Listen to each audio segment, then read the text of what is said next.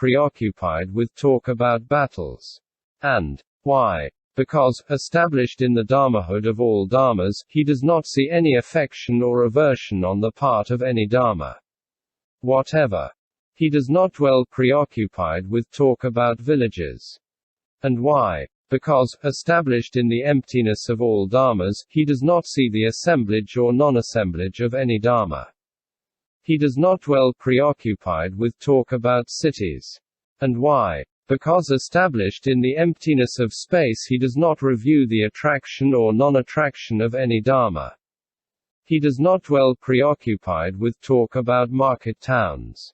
And why? Because, established in the reality limit, he does not review the accumulation or taking away of any dharma whatever. He does not dwell preoccupied with talk about self, too. About one who knows, one who sees. He dwells preoccupied with nothing at all outside the perfection of wisdom, and he is not lacking in mental activities associated with the cognition of all modes. Patient acceptance of the cognition of Dharma in th path. Negation of occupation and preoccupation with meanness, immorality. Coursing in the perfection of giving, he does not dwell preoccupied with meanness. And so for the perfection of morality and immorality, too. The perfection of wisdom and stupidity. Coursing in the dharmahood of all dharmas, he is one who wants dharma and not its opposite. Coursing in the Dharma-element, he does not speak in praise of a broken dharma. He wants friendship. Sons and daughters of good family. Who belong to the vehicle of the Disciples and Pratyekabuddhas. And whom he encounters in the presence of the Buddhas, the Lords, and of the Bodhisattvas, great beings, them also he established in supreme enlightenment, incites them to it, disciplines them in it. He pleases the Tathagatas, so that he may have a vision of them. He is reborn in those world systems in which the Tathagatas stands, hold, and maintain themselves. According to plan he is reborn near them, and he dwells in those attentions. The attentions on the Buddha. And why? Because as a rule the irreversible bodhisattvas, when they have produced attentions associated with the world of sense desire, and have observed the 10 wholesome ways of action, are reborn in those Buddha fields. Having produced the first trance, too, the fourth formless attainment, they are reborn there. And there they are face to face with the Tathagatas who stand, hold, and maintain themselves. Endowed with these attributes. Cognition of Dharma in the path. One does not take even the least Dharma as a basis. Moreover, the irreversible bodhisattva who courses in the perfection of wisdom, and who is established in subjective emptiness, too.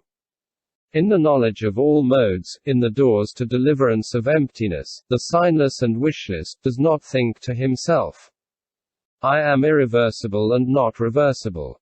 No such doubt arises in him. He has no uncertainty about the stage he has made his own. And why? Because he does not review these dharmas. Him who turns away or him who does not turn away.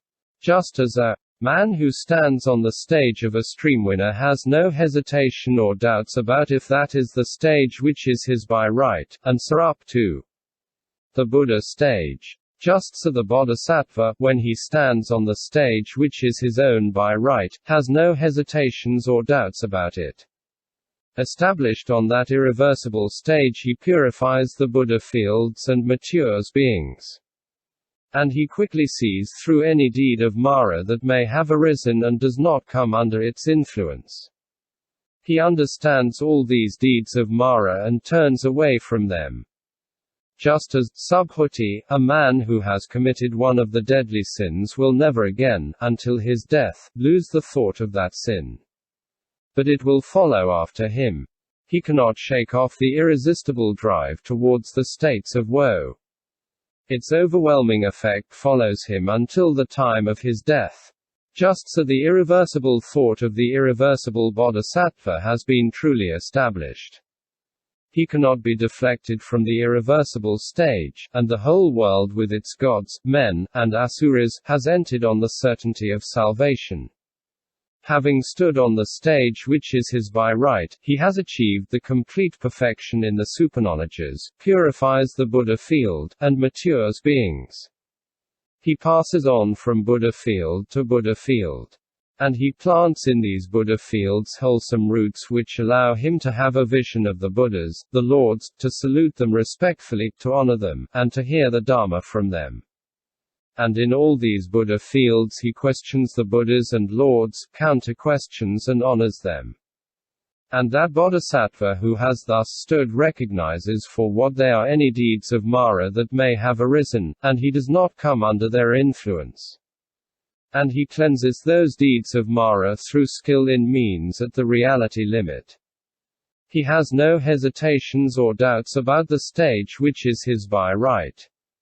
And why? He has no uncertainties about the reality limit, and he does review the reality limit as either one or two. When he has cognized this, even after he has passed through this present life, he will produce no thought on the level of the disciples and Pratyekabuddhas. And why? Because the Bodhisattva does not, when all dharmas are empty of own marks, review the production of any dharma, or its stopping, its defilement, or purification. Patient acceptance of the subsequent cognition of the path. He is established in the certainty about the triad of his own levels, which is essentially the same as the triple omniscience. But when that Bodhisattva has passed through this present life, he will think, it is not the case that I shall not win full enlightenment. I will in fact win it. And why? Because the supreme enlightenment is empty of own marks. When the Bodhisattva has thus stood firm on the stage which is his by right, he cannot be led astray or crushed by others. And why? Because, as he has stood firm on it, he becomes endowed with any insuperable cognition. If again Mara, the evil one, in the guise of the Buddha himself were to come to him and say, realize arhatship here and now. You are not predestined to full enlightenment. You have not acquired the patient acceptance of dharmas which fail to be produced, and without that you cannot be predicted by the Tathagatas to full enlightenment. You have not the attributes, tokens, and signs which a bodhisattva must be endowed with to be predicted to full enlightenment.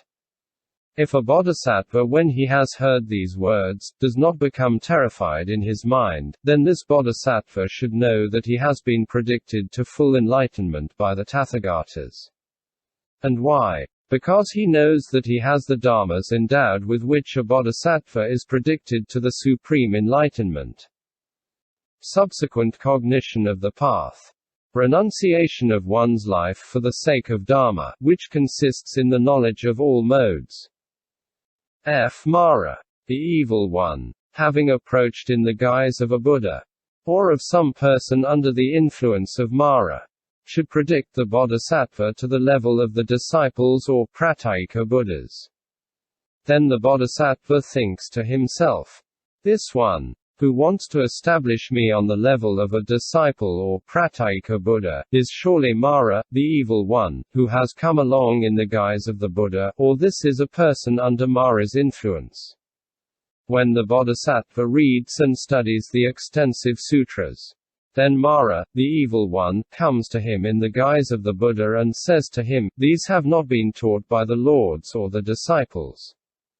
Taught by Mara are these sutras in which you course. But that Bodhisattva should know that it is surely Mara, the evil one, or someone under Mara's influence, who tries to dissuade him from the supreme enlightenment. If he does know that, then he has been predicted to full enlightenment by the Tathagatas of the past, and he is firmly established on the irreversible stage.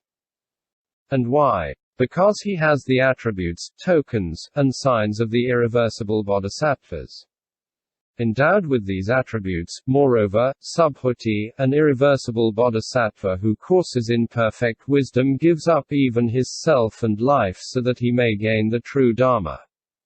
But that Dharma he does not give up. The irreversible bodhisattva makes great efforts to gain the true Dharma. He gains the true Dharma of the past, future, and present Buddhas and Lords, and he does not give up the Buddhas. And why? He thinks that because they have gained the true Dharma, the past, present, and future Buddhas have been worshipped. And what is the true Dharma for the sake of which the Bodhisattva gives up his self? Here the Tathagatas demonstrate Dharma to the effect that all Dharmas are empty. A few deluded persons then contradict and say that this is not the Dharma, not the Vinaya, not the teacher, not the teaching. But the Bodhisattva for the sake of that Dharma gives up even his self. He becomes convinced that he also will be reckoned as one of the future Buddhas. That he also has been predicted to full enlightenment, and that this also is the true Dharma for the sake of which he is willing to give up even self and life. The Bodhisattva has also these considerations in mind when he renounces even his self for the sake of gaining the true Dharma. Endowed with these attributes, moreover, subhuti, when the Tathagata demonstrates Dharma, the irreversible Bodhisattva does not hesitate or doubt. But whatever Dharma the Buddhas may teach, all that he does not forget. And why? Because he has acquired the dharanis. Subhuti. What dharanis has he acquired so that he no longer forgets the sutras taught by the Tathagata? The Lord. The dharani which causes inexhaustibility, the seal of the ocean, and the lotus array. Subhuti. Does the Bodhisattva's absence of hesitation and doubt refer only to the Tathagata's teachings, and not also to those of disciples, gods, Nagas, Gandharvas, Asuras, Garudas, Kanaras and Mahoragas? The Lord. Whatever may be said or spoken by anyone, with regard to that the Bodhisattva has no hesitation and doubts. And why? Because he has acquired the dharani. Endowed with these attributes, tokens, and signs, a Bodhisattva should be known as irreversible from the supreme enlightenment. End chapter.